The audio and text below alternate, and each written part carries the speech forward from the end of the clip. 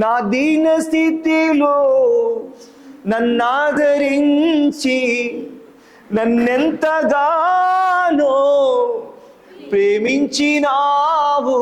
నా దీన స్థితిలో నన్నాదరించి నన్నెంతగానో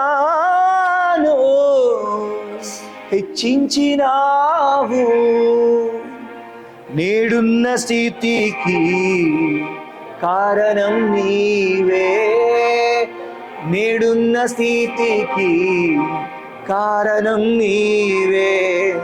అందుకే నా జీవితం నీకర్పిస్తున్నాను. బలిపీఠం దగ్గర చేసే ప్రార్థన ఏంటిదంటే మనల్ని మనం ఇచ్చేసుకోవడమే. మన దగ్గర దేవుడు ఏం ఆశిస్తున్నాడు దాన్ని ఇచ్చాడు. ఒకసారి ఒక ప్రపంచమంతటికి ఒక ఆశీర్వాదకరమైనటువంటి ఒక వ్యక్తి, ఈ రెఫర్ బైబుల్ని రాసినటువంటి వ్యక్తి, అతను చాలా సంతోషంగా ఉండి దేవుని సన్నిధిలో గడుపుకుంటూ అన్నాడు, దేవా నేను నీకేమి ఇవ్వాలా? దేవుడు వింటనే ఉన్నాడు. ఈయన చాలా సంతోషంగా ఉన్నాడు. నీకు ఏమి ఇవ్వాలి ప్రభా, ఏమి ఇవ్వాలి ప్రభా అంటే, నానా నీ దగ్గర ఒకటి ఉంది, అది త్వరలో నేను నాశనం చేయబోతుంది. దాన్ని నువ్వు పెట్టుకొని ఉన్నావు. నువ్వు పెట్టుకున్న దాని ద్వారా, నీలో ఉన్న దాని ద్వారా నీకు భవిష్యత్తు లేకుండా పోతా ఉంది. నువ్వేమైనా ఇస్తే నిన్ని నాశనం చేసే దాన్ని నాకు ఇచ్చేసాయి.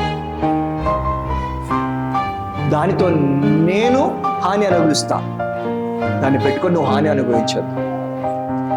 నువ్వు పెట్టుకున్న వ్యభిచారము నిన్ని అవమానంకి తీసుకొస్తుంది. పాపము దాగున్నంత వరకు ఏమి కాదు. వ్యభిచారం బయటపడినప్పుడు నిన్ను చూసే ప్రతి ఒక్కడికి నిన్ను లాగేటువంటి పరిస్థితి. పాపము మరుగున జరిగేంత వరకు ఏమీ కాదు, కానీ అది బయటకు వచ్చినప్పుడు నీ పాపము నీకు అవమానం తెస్తుంది.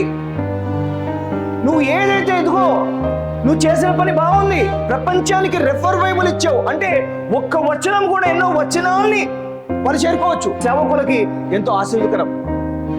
ఇంత గొప్ప పని చేసిన నువ్వు అదిగో నీలో ఉన్న ఆ రహస్య పాపం ద్వారా నువ్వు పాడైపోబోతున్నావు, నాశనం అయిపోబోతున్నావు.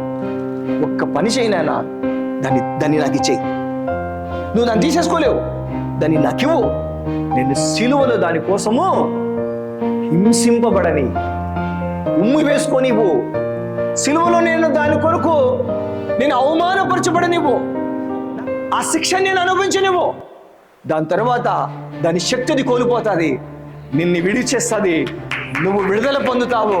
నీ కుటుంబానికి, ఈ ప్రపంచానికి నిజమైన ఆశీర్వాదకరంగా మారిపోతావు. ఆ రోజు కళ్ళ నిండా నీళ్లతో సాగిల పడిపోయి వెక్కి వెక్కి ఏడ్చి, నిజంగా నీకు వ్యతిరేకమైన ఈ పాపాన్ని నాలో పెట్టుకొని ఉన్నాను అని చెప్పాను. ఈ పాపంలో నీ మీద నేను వేస్తున్నాను గొర్రెపిల్ల, నా పాపం మోసుకొని పోయే గొర్రెపిల్లవు నువ్వు అని చెప్పని ఆ రోజు ఆ పాపాన్ని విడిచిపెట్టాడట. ఇలా దేవుని స్తోత్రం. బలిపీఠం దగ్గర మనుషులు చేసేటువంటి సమర్పణనే ప్రార్థన. ప్రభువా ఇన్ని దినములు ఇలా జీవించాను, ఇప్పటి నుంచి ఇలా జీవిస్తాను. తీర్మానమే అర్పణ.